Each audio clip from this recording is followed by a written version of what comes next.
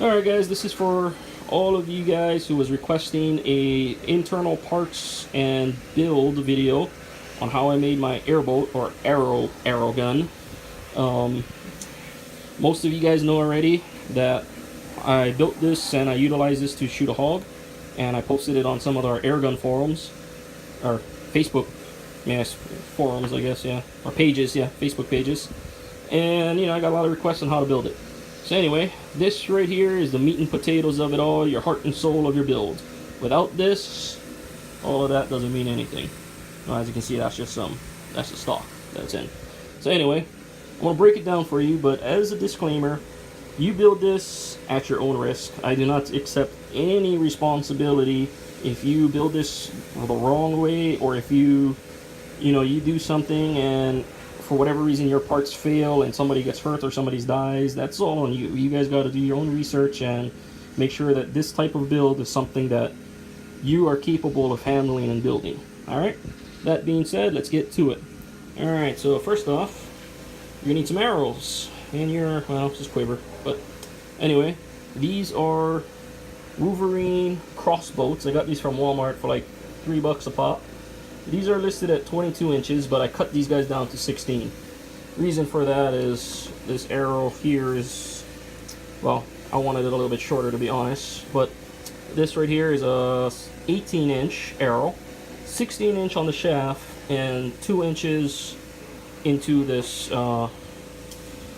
piece that I made here. Now this is just some brass fittings, and what I did was I put it all together. This is I'm not exactly sure the size, so anyway, you're gonna have to figure out what sizes it's gonna be for whatever adapter, whatever hose you're gonna use. So anyway, as you can see here, it's an adapter. There is a closed nipple in between here, and then a sleeve that shoots up this way. Now what I had to do was I drilled out the internal, you can see that, just enough to fit this shaft down here without it being crazy loose. Okay, next thing I did was I epoxied it all together. Then I took a hose clamp and a 3/8 rubber hose, slipped it on, clamped it down. That's your barrel. Okay, that's your barrel part. This right here is a 5,000 psi max pressure washer handle. This is for hot water. I believe it's hot water, a hot water pressure washer handle. The reason I did that is because it's designed to take extremes. Not sure if that really plays a role, but I figured, what the hell, a little bit of extra safety won't hurt. So anyway, pressure washer handle, 5,000 psi, comes down to the bottom of the hose to an adapter, to a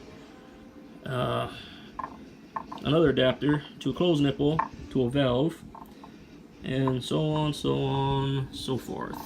Now this whole setup right here, well actually this setup from here to right here might change depending on what type of pressure washer you get, because some of them the valves are down here, some of them the valves are back here. Just depends on what gun you got. Mine's came out here, so that's why the build is this way. You do want to keep the build from this here this way to what you see here. You want to have a closed cutoff valve, just in case for whatever reason you have a failure in your valve, you have a way to shut it off without burning all your air. Okay, and that really goes more for if you're going to run a HEPA tank or HPA tank.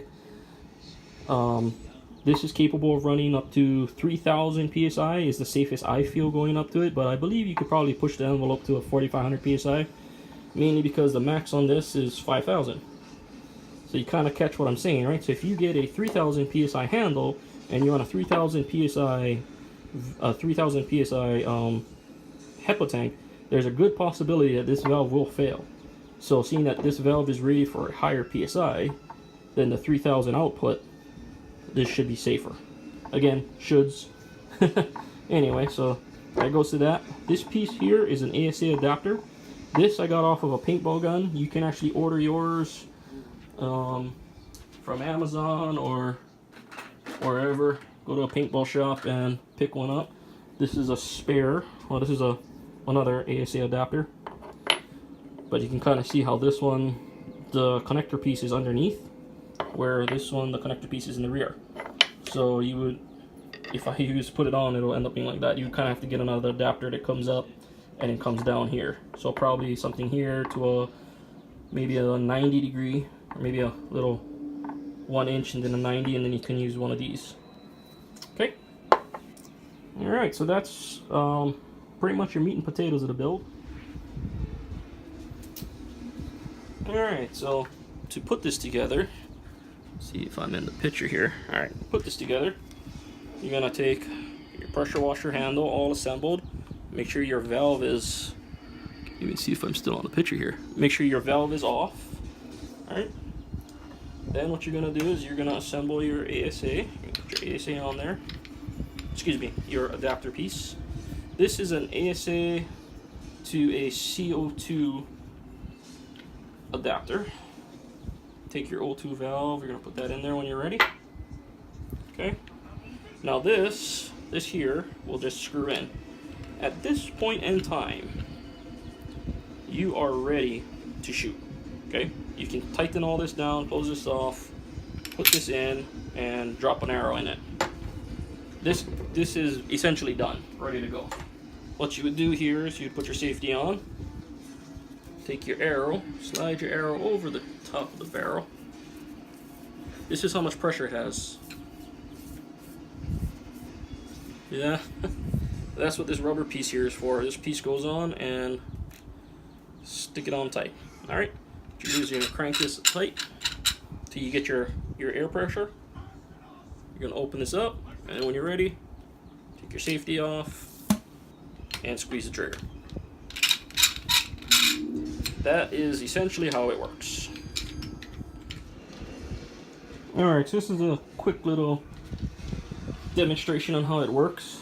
Like I said, the meat and potatoes of your gun, pressure washer handle, your adapters, your plumbing, your adapters, and your barrel.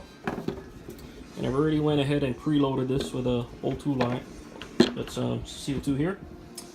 Now, put some arrow here, and I'm just gonna do a quick little test shot there. All right. So you take your arrow there, put your arrow over your tip there. As you can see, there's pressure, so you gotta be careful. Close it up. There you go. Now what you're gonna do is you're gonna open your valve. Hear that?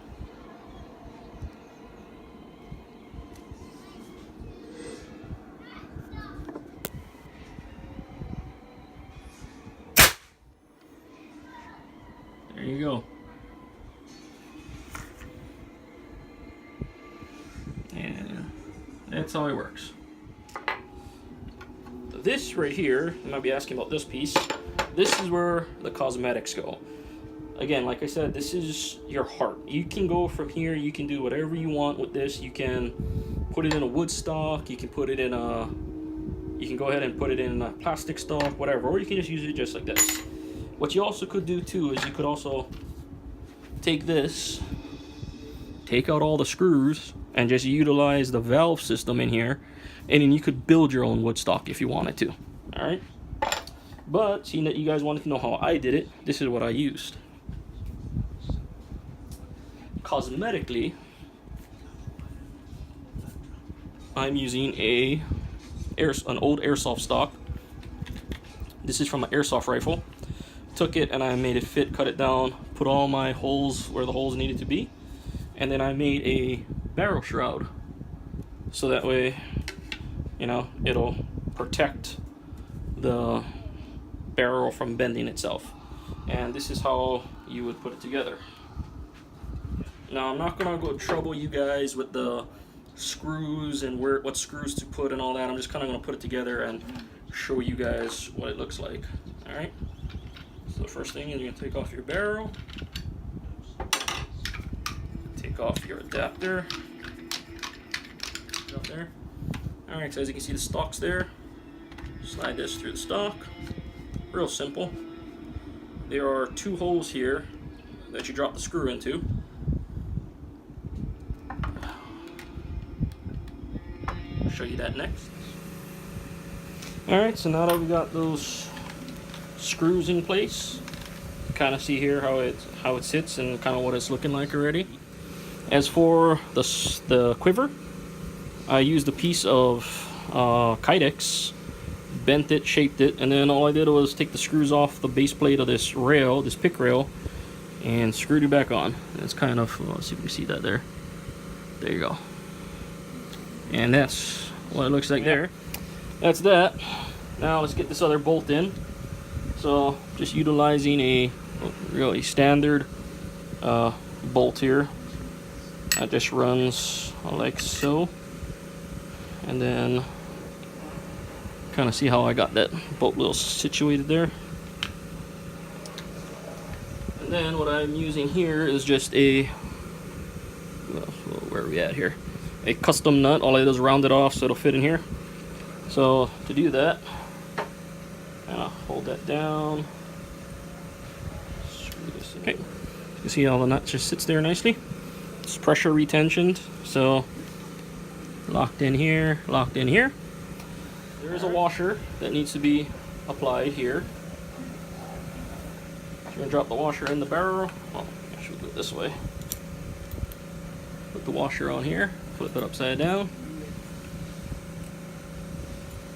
Run this up like so.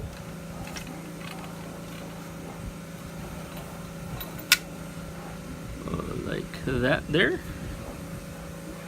Flip this back over.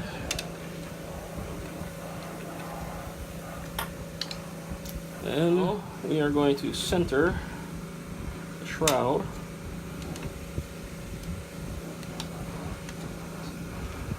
Then we are going to slowly tighten.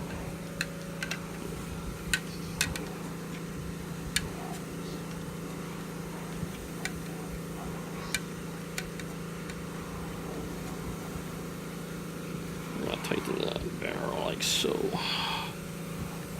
Okay. Now the reason for that washer is right here, if you can see that. We want to put all the pressure on the washer and not on this plastic piece. So I put a little rivet there, kind of to show me where the lineup is. So I'm lining this rivet and line up to this, and then we're going to tighten this down. That's the reason for the cutouts here, so I can get my wrench in it. So there you go. You can kind of see that the barrel sticks out just a little bit. It sticks out a little bit on the top, but not a lot at the bottom. You can kind of see that there. Reason for that is you don't want it to be so deep that you can't get your, you're gonna have to hold the broadhead to put it in there. And there you go. So now that that's done, I'm gonna do a quick little test shoot in the house. Here we go. We got a loaded CO2. Valve is all open and charged. Stock is all solid. Everything's all back to normal. We're gonna load an arrow and shoot one. Alright, so take your arrow. Hope I'm getting this in camera. Take your arrow. You're gonna run your arrow down. Okay. Take your safety off when you're ready to shoot. Your valve's open. There you go. You got 2 shots with this, and then as you can see here, that was the first shot, and so you kind of heard the on that. So that's how it works. If you put the fatter tank on, obviously you'll get more shots, and if you put the HPA tank on, you'll get more powerful shots. I'll do a better shoot video with hopefully a chronograph and a chronograph while using different propellants. This one I'll use this, the 88 gram, and then I'll try the 3000 psi HPA tanks. All right, stay tuned. Hope you guys enjoyed this video. Questions, comments, you know where to leave it, and stay tuned for the next one.